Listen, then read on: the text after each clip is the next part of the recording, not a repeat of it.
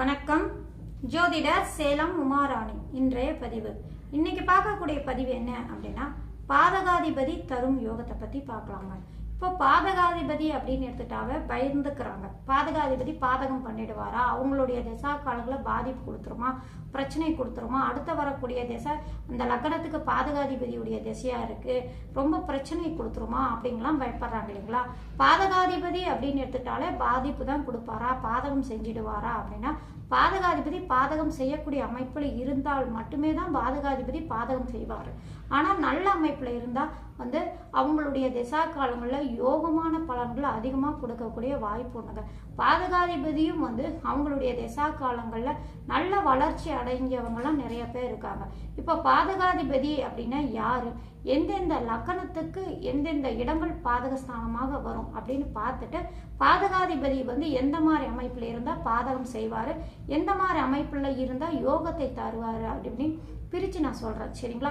இப்போ பாதகாதிபதி யார் அப்படின்னு எடுத்துக்கிட்டான்னா, அவங்களுக்கு பாருங்க, இப்போ சரா லக்னத்தில் பிறந்தவங்களுக்கு பாதகாதிபதி அப்படின்னு எடுத்துக்கிட்டான்னா 11ஆம் இடம் பாதகஸ்தானங்க. சர லக்னத்தில் பிறந்தவங்களுக்கு 11ஆம் இடம் பாதகஸ்தானம். சரி, இப்ப சர லக்னம் அப்படின்னு சொல்றாங்களே, அந்த சர லக்னம் எந்தெந்த ராசி விழும், எந்தெந்த லக்னம் சர லக்னம் அப்படின்னு சொல்லுவாங்க அப்படின்னு எடுத்துக்கிட்டான்னா, இப்போ சர லக்னம் அப்படின்னு எடுத்துக்கிட்டான்னா மேஷம், கடகம், துலாம், மகரம், இந்த ராசி லக்னமாக விழக்கூடியவங்களுக்கு 11ஆம் இடம் பாதகஸ்தானமாக அமையக்கூடிய அமைப்பு.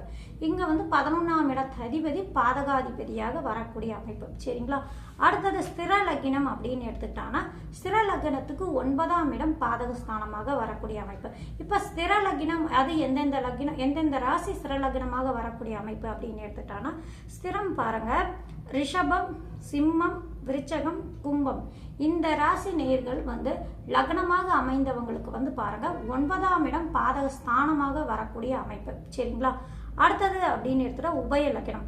உபய லக்னத்தில் பிறந்தவங்களுக்கு 7ஆம் அதிபதி பாதகாதிபதியாக வரக்கூடிய அமைப்பு. 7ஆம் அதிபதி அப்படின்னு எடுத்துட்டா இந்த ஸ்திர உபய லக்னத்துக்கு 7ஆம் அதிபதி பாதகாதிபதி இல்லைங்களா.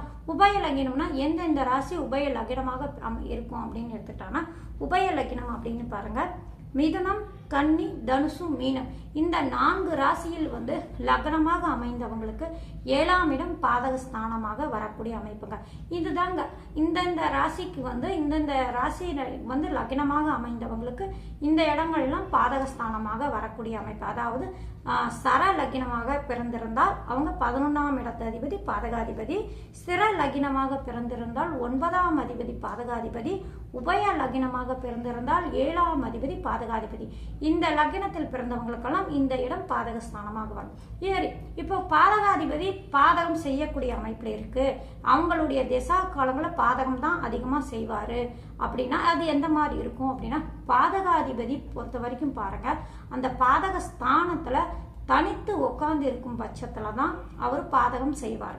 பாதகஸ்தானத்துல தனித்து உட்கார்ந்து இருக்கணுங்க. எந்த ஒரு பாவ கிரகங்களுடைய சம்பந்தம் பெறாம சுபர்களுடைய சம்பந்தம் பெற்றிருந்தாலும் பாதகம் செய்யக்கூடிய அமைப்பு உண்டு. ஏன்னா பாதகஸ்தானத்திலே அந்த பாதகாதிபதி பலம் பெற்று உட்கார்ந்து இருக்கும் பட்சத்துல, அது தனித்து உட்கார்ந்து இருக்கும் பட்சத்துல அந்த பாதகாதிபதியுடைய திசை நடக்குது அப்படின்னா சுய புக்தியிலேயே அவர் பாதகம் செய்யக்கூடிய வாய்ப்பு அதிகமா உண்டு.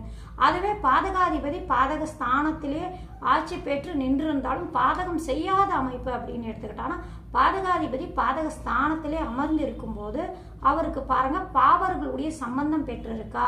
இப்போ உதாரணத்துக்கு பாருங்க, பாதகாதிபதி பாதகஸ்தானத்திலே பலம் பெற்று உட்கார்ந்து இருக்கும் போது இப்போ பாதகாதிபதிக்கு சனியுடைய பார்வையோ இணைவோ, அல்லது செவ்வாயினுடைய பார்வையோ இணைவோ, அல்லது ராகு கேதுகளுடைய பார்வையோ இணைவோ இந்த மாதிரி இருக்கு அப்படின்னா, பாதகாதிபதி பாதகஸ்தானத்திலே ஆட்சி பெற்று இருந்தாலும் பாதகம் அவ்வளவா நடக்காதுங்க. ஏன்னா பாதகாதிபதிக்கு பாவர்களுடைய தொடர்பு ஏற்பட்டிருக்கிறதுனால பாதகம் தன்மை குறையக்கூடிய வாய்ப்பு உண்டு. அப்படிங்கிறதுனால அது அந்த உங்களுடைய திசா காலங்களில் பாதகம் அதிகமா செய்ய மாட்டாரு அப்படின்னு சொல்லப்பட்டிருக்கு.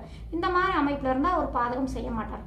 ஆனா பாதகாதிபதி தனித்து ஆட்சி பெற்றோ அல்லது உச்சம் பெற்றோ தனித்து பாவர்களுடைய சம்பந்தம் பெறாத பாதகாதிபதியாக இருக்கும் பட்சத்துல தான் அவர் பாதகம் செய்வாரு. மற்றபடி பாவர்களுடைய சம்பந்தம் பார்வையோ இணைவோ ஏற்பட்டுட்டாலோ அல்லது பாதகாதிபதி பாதக ஸ்தானத்தில் அமர்ந்து வக்ரம் பெற்றுட்டாலோ இந்த மாதிரி அமைப்புலாம் இருக்கும் பட்சத்துல பாதகாதிபதி தன்னுடைய திசையில பாதகம் செய்ய மாட்டாரு அப்படின்னு சொல்லப்பட்டிருக்காங்க. பொதுவா பாதகாதிபதி அப்படின்னா உதாரணத்துக்கு கும்ப லக்னத்தை வச்சு சொல்றாங்க. கும்ப லக்னத்தில் பிறந்தவங்களுக்கு யார் பாதகாதிபதி? கும்ப லக்னம் அப்படின்னு எடுத்துக்கிட்டா ஸ்திர லக்னம்.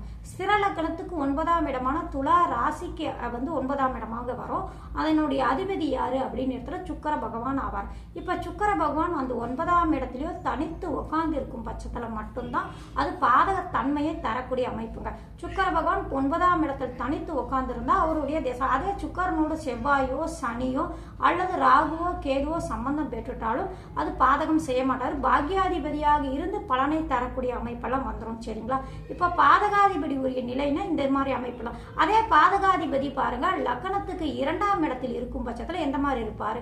கும்ப லக்னத்தையே சொல்றேன். லக்னத்துக்கு 2ஆம் இடம் கும்ப லக்னத்துல அவர் உச்சம் பெற்றிருக்கக்கூடிய அமைப்பு. அங்கேயும் தனித்திருந்தால் பாதகம் செய்யக்கூடிய வாய்ப்பு உண்டு. சரிங்களா? அதுவே அந்த பாதகாதிபதி பாருங்க 4ஆம் இடத்தில் இருக்கும்போது என்ன மாதிரி பலன் கொடுக்கும்? ஏன்னா பாதக ஸ்தானத்துக்கு 8ஆம் இடத்துல போய் மறைந்து இருக்காரு.